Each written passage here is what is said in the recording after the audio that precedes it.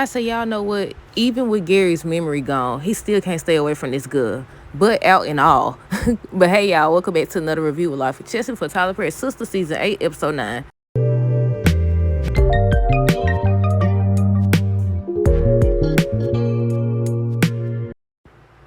Okay, y'all, so first things first, let me know y'all thoughts on tonight's episode down below. Look, I said no matter what, I said she can't get rid of this man. But okay, I gotta ask y'all, because I didn't write it down. When Andy, didn't she press that elevator thing? I said, so was she about to go help them after all? What are y'all thoughts? Let me know down below.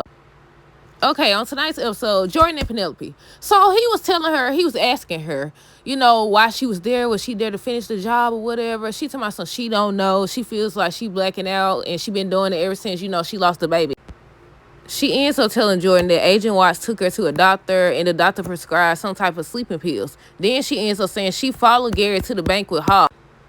And that's when he was saying, he found her with blood all over her hands. And she was like, it was Gary's blood. And she started freaking out. I said, it's a big difference from that moment and then when she went to Andy's place, because she was over here talking crazy still. I said, how you need this good help and you talking crazy? But I said, you know what? This episode didn't clarify a doggone thing. Y'all know how last week they had a cliffhanger where Jordan was saying, or asking her, was she there to finish the job? Man, this episode didn't clear up a doggone thing, because now I got more questions. Because on one hand, you got Jordan. He's the only one that's saying he found Penelope with blood all over her hands. He's assuming that she's the one that stabbed Gary or whatever. That's his word. He over here acting suspicious too. Because how you going to sit up here and try to get Andy to help you out and help your sister out, but she just told you that she's a suspect herself? Then you got Tamara over here. She over here showing up at the doggone hospital, and I'm skipping ahead already. But she at the hospital questioning Hudson, and the doctor told my son, so he doesn't remember who stabbed him. Then when she found out that he lost his memory, she was like, okay. And then she left. Then you got Gary over here who lost his memory, but he can't seem to forget Andy. I said he can't seem to forget Andy for nothing in the world. Then we got the scene where Fatima trying to teach Andy how to fight, and she over here moving like, what's it called? When they be on Mortal Kombat? But yeah, she was just going back and forth, just standing there or whatever. You know how if you don't touch the controller, they just be standing there or whatever. That's what she was doing. Then when Fatima left, she told me, I don't got this. I said, we see. I was kind of hoping that Fatima stuck around, especially because I knew when Penelope got in there, she was going to say something out the way, and she did. Then you got the whole scene with Zach, Hayden. I don't know what his friend name is. But the guy was saying something about some girl at the gym, but she was with her boyfriend. I think Hayden the one said she was with her boyfriend. And then he ends up telling the guy he doesn't have any morals. And Zach just over there listening. So I said, so y'all don't see Zach right there. He hard to miss. But yeah, he just talking or whatever. And then the dude start asking him about Tamara. And he ends up saying he caught her with his homeboy. He ends up saying, he saw it on video and he uploaded it to the cloud or something like that. And before Zach even heard the rest, he got in the car. He got in the car and left. So he didn't even get to hear the rest of the conversation because the dude was asking him what he did about it. And he was like, I didn't get a chance to do nothing about it because he was already in the hospital or he's already in the hospital, whatever. Then he started talking about he a thug. I said, Hayden, please. Hayden, please. You and Andy ain't nothing thuggish about y'all. Sabrina. Now, if you know doggone well that you got somebody there who's watching you. I mean, she watching this lady like a hawk. And I'm talking about Paige. Why is you over here taking personal calls and on the phone asking about the test, then telling them, rush the test or whatever? I said, why is you doing that at work? But Maurice ends up coming in and he ends up telling her, all she ever talks about now is becoming a mom, ate this, sperm that or whatever. He said he just want his friend back. But I said, you know what? The Maurice, Sabrina Paige situation is kind of similar to Tony, what's the name, Danny, and whoever that other guy was, the coworker. Because both situations, in a sense, they were speaking on favoritism, right? But yeah, I said, don't nobody pay it. Then, on the preview for next week, sorry for yelling, y'all. On the preview for next week's episode, look like Tony's still up close behind Danny. I said, didn't they tell? And the guy just watching them, and I said, really?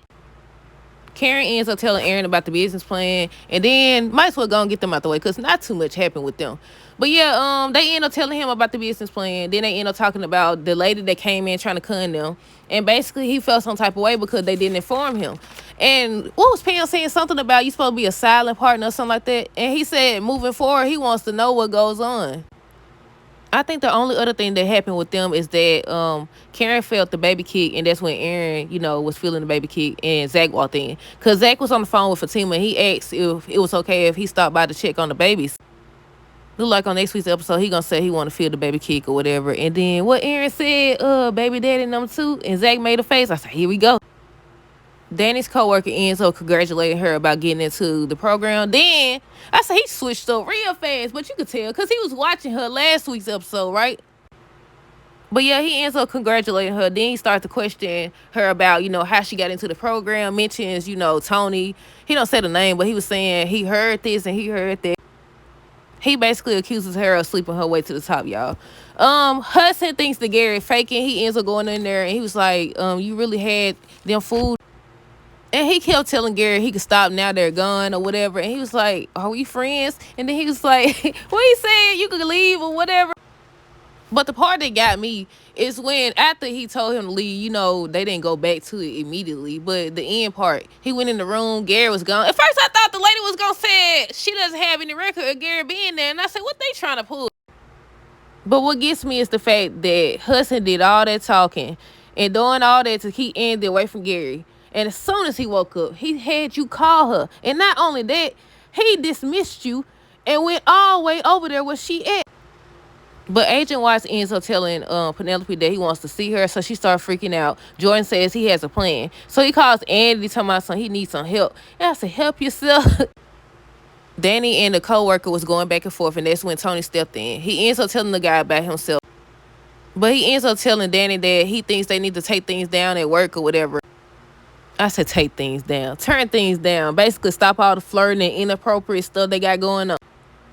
Zach ends up telling Fatima that he has to tell her something about Hayden or whatever. And that's when he ends up asking her if it's okay if he stops by to check on Karen and the babies. Robin ends up questioning Hayden about, bad mouthing Andy or whatever. He was highly upset. But I'm ready to find out what he hiding.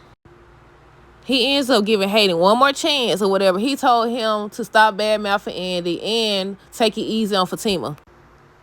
Grace and Marie, Sabrina, and Rich was on a double date. They wasn't talking about nothing but sports. Jordan and Penelope make it to Andy's place, and he ends up telling her, he wants her to represent Penelope because Agent Watts wants her to stop by. And Penelope was still talking noise. And then Jordan was making me mad, because why every time she tell you to go, you go? But yeah, Andy basically said no. She said no. Now, I don't know what she's about to get ready to go or what she's about to get ready to do before Gary got there, but she touched that elevator, and I said, you fool. But yeah, Penelope was still talking to her. She was talking about some, you and Gary was trying to ruin my life. That's the least you could do. She ain't say it like that, but yeah, we gonna take it as that. And Andy said, if you don't get your out my house, just kidding. Andy didn't do or say nothing. All she said was, Jordan, I told you I wouldn't tolerate no disrespect. So he was like, something about Penelope. And then after she said she wasn't going to do it again, she told me, let's go. What she said, yelling and stuff. And I was like, forget him and his sister. Then you got Tamara over here. She going to show up at the hospital. She tells Hudson that she came by to stop to see Gary. She stopped by to see, I said that all the way wrong. She stopped by to see Gary. And I said, they trying to throw us for a loop, y'all. They trying to throw us for a loop. Because she stood there trying to eavesdrop. Well, she wasn't trying. They out there in public. She was right. They was definitely out there in public. But yeah, Hudson was talking to the doctor, and he was saying how he thinks it may be amnesia. First, I think she said something about, so Gary doesn't remember who stabbed him.